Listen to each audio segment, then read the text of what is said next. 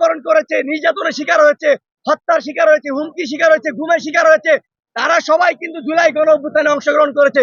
কাজে আমি আয়াস বলছি, যদি জুলাই গণ অভ্যুত্থানে আমাদের বিপ্লবীরা যারা সামনের সারিতে ছিল তাদেরকে হত্যার দায়ে যদি অ্যারেস্ট করতে হয়, তাহলে সেই দায় আমাকে অ্যারেস্ট করতে হবে, নাহিদ ভাইকে অ্যারেস্ট করতে হবে, হাসনাত ভাইকে অ্যারেস্ট করতে হবে, আবিদ ভাইকে অ্যারেস্ট করতে হবে, হাসনাত আব্দুল্লাহ ভাইকে অ্যারেস্ট করতে হবে, সাদিক কায়েম ভাইকে অ্যারেস্ট করতে হবে। বাংলাদেশের বিভিন্ন জায়গায় সেই ফ্যাসিস্টের লোকজন আবার তাদের কার্যালয় ওপেন করছে।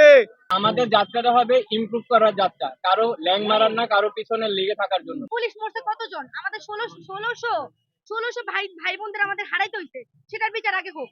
আমরা স্কিপ করি জুলাই আন্দোলনের বিষয়টা, আপনারা জানেন আমরাও জানি যে হচ্ছে কিভাবে তারা হত্যা হয়েছে বা কিভাবে তারা ক্লিয়ার কথা হচ্ছে জুলাই আন্দোলনে যদি কোনো পুলিশ হত্যার বিচার হয় সেক্ষেত্রে আমরা সবাই দোষী। আমরা সেই কার্যালয়টি ভেঙে দিয়েছি। ফ্যাসিস্টরা কিভাবে এখনো তাদের সেই কার্যালয়, তাদের রাজনৈতিক কার্যালয় পরিচালনা করতে চায়, আমরা ধিক্কার ও নিন্দা জানাই।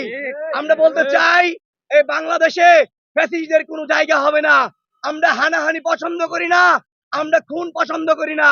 আমরা বলতে চাই যে সকল নিষিদ্ধ সংগঠন আছে, ফ্যাসিস্ট আওয়ামী লীগ, ফ্যাসিস্ট ছাত্রলীগ, তাদেরকে যেন প্রশাসন অতি দ্রুত তাদেরকে আইন অনুযায়ী ব্যবস্থা নেয়। আমরা দেখতে পাচ্ছি বিভিন্ন রাজনৈতিক দলের ভাইদেরকে প্রকাশ্যে তারা খুন করছে, তারা প্রকাশ্যে হত্যা করছে।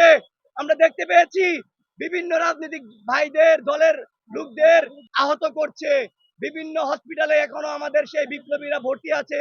21শে ফেব্রুয়ারি নিষিদ্ধ সংগঠনের লোকজন অফিস কার্যক্রম চালায়, আমরা সেখানে বাধা দিয়েছি। 23শে ফেব্রুয়ারি আমরা সেই কার্যালয়টি ভেঙে দিয়েছি এবং আমরা প্রতিবাদ জানিয়েছি। কিন্তু সেই ফ্যাসিস্টের লোকজন সে আমাদের বিপ্লবীর, যেমন আমার ছবি দিয়ে তারা বলে একে যেখানে পাবে সেখানে মারা হবে। আমরা বর্তমান প্রধানমন্ত্রী জনাব তারেক রহমান স্যারকে বলতে চাই যে অতি দ্রুত বিপ্লবীদের পাশে আপনারা ইনশাআল্লাহ থাকুন। সেই ফ্যাসিস্টের দোসররা এখনো পর্যন্ত বিভিন্ন ভাবে প্রোপাগান্ডা চালাচ্ছে আমি নাকি হত্যা মামলার আসামি। তাহলে চিন্তা করেন এরা কতটুকু জঘন্য। আমার ছবি দিয়ে লিখেছে শাহবাগে গিয়ে একে প্রতিহিত করুন, একে মারতে পারলে এত লাখ টাকা দেওয়া হবে। আমার ফোনে বেশ কিছু স্ক্রিনশট আছে।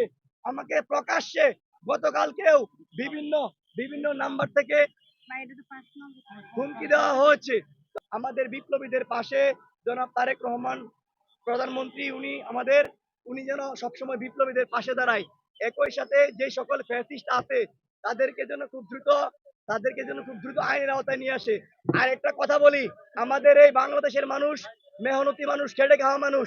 আসছে রমজানের ঈদ, আমি কলকারখানা এবং যতগুলো গার্মেন্ট ফ্যাক্টরি আছে সকল মালিকদের কাছে বিনীতভাবে আহ্বান জানাবো, আপনারা ঈদের পরবর্তী সময় নির্দিষ্ট সময়ে কর্মচারীদের বেতন ভাতা সঠিক সময় দিয়ে রাখবেন। আরেকটি কথা আমরা বর্তমান প্রধানমন্ত্রীকে আমরা বলতে চাই, বর্তমানে দ্রব্যমূল্যের দাম অনেক বেশি।